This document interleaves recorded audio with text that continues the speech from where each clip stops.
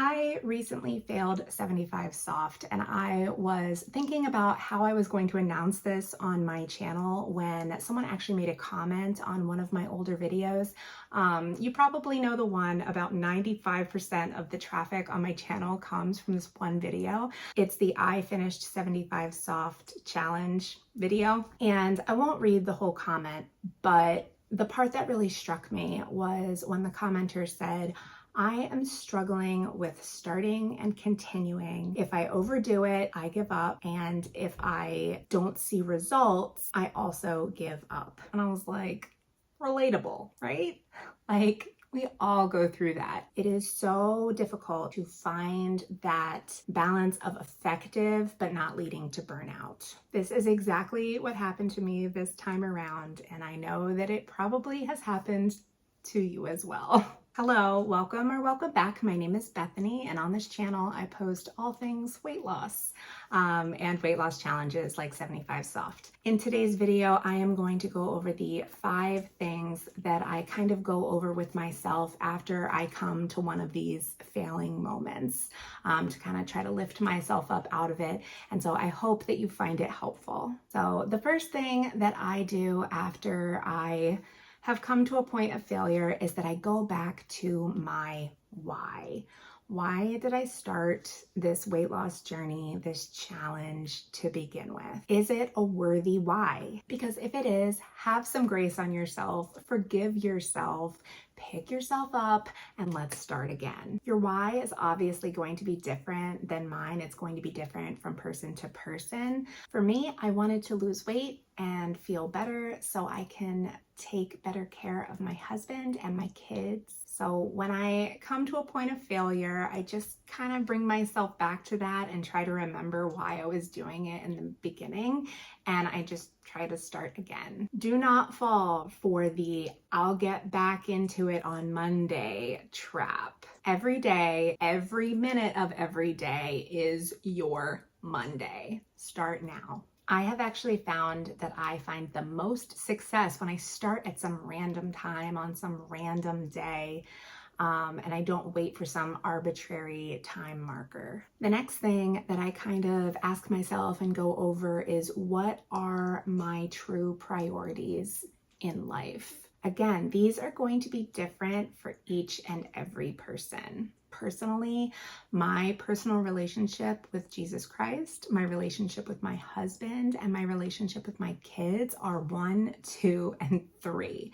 Notice what is not on that list: weight loss or the 75 soft challenge. In fact, it's probably down at like priority number 5 or 6. I personally think that it is very important to know your own hierarchy of priorities, because if you're doing this weight loss challenge and 75 soft is masquerading as priority 1, eventually it is going to come face to face with actual priority 1, and you're going to meet an impasse because you're going to have to choose which one is the higher priority. And if you kind of falsely have them in your head as the same highest priority, it's going to feel like a lose-lose situation. And like, no matter which choice you make, you're failing. To use my life as an example, say I had plans to wake up and work out, but instead I wake up to a sick daughter. I will spare you the gross details.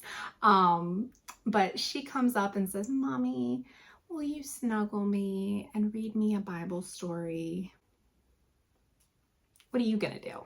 I could look at that missed workout as a failure, or I could look at it as me keeping my priorities straight, because reading to your sick child is definitely more important than a workout in that moment. Again, this is going to be highly personalized, as not everyone is a Christian stay-at-home mom of small kids. For you, it might be work or school or something else.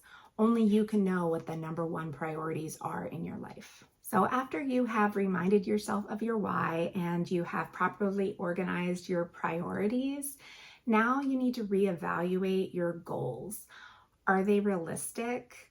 Are they action oriented? Because we have absolutely no control over the results of our actions. We really only have control over the actions that we take. Are your goals in alignment with your why? Are they in harmony with, and are they allowing room for the other priorities in your life? Because if they are not, that is a recipe for yet another failure. Number 4, try to remember that the 75 Soft Challenge is a tool for you to use and not a slave master to keep you in bondage. This challenge is a framework to start with, but in order for it to actually help you in your life long term, you need to modify it to meet your life, your priorities, and your goals. And lastly, number 5, is this challenge or your weight loss goals in general properly prioritized in your mind? I don't mean like your priorities that we went over earlier. I mean, how much of your own personal value and self-worth are you tying up with your success or failure on this challenge or your weight loss goal? If no one has told you recently, you are not your weight. That number does not define your worth. You are a unique and beautiful human being created in the image of God, and you were put on this planet for a purpose. And I can almost guarantee you that that purpose has absolutely nothing to do with your weight or how you look.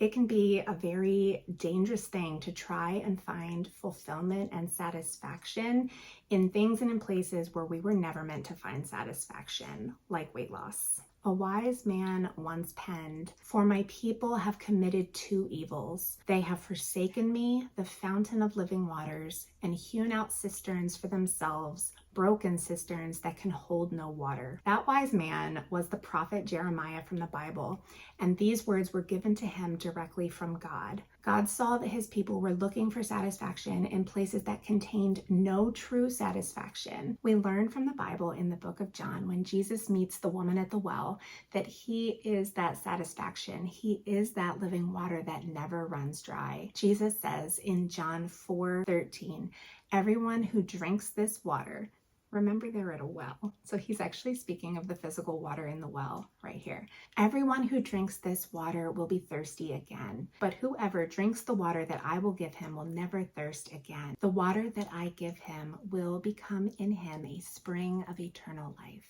If we go looking for satisfaction in anything other than Jesus Christ, we are going to be on a never-ending treadmill cycle, because he is the source of everlasting life and satisfaction. If you made it to the end of my little mini sermon, thank you. If the topic of the meaning of life and where we find our satisfaction is a topic that interests you, I have another channel called Making the Christ Connection. And on that channel, I am posting the same day that this video gets posted, a study in the book of Ecclesiastes on just that very topic of where do we find our meaning and where do we find our satisfaction in life. So if you are interested in that, I will go ahead and link that up here. And if not, go ahead and check out this video. It is going to be all about my best weight loss tips that I have learned throughout my many years of weight loss. I will see you next time. Bye.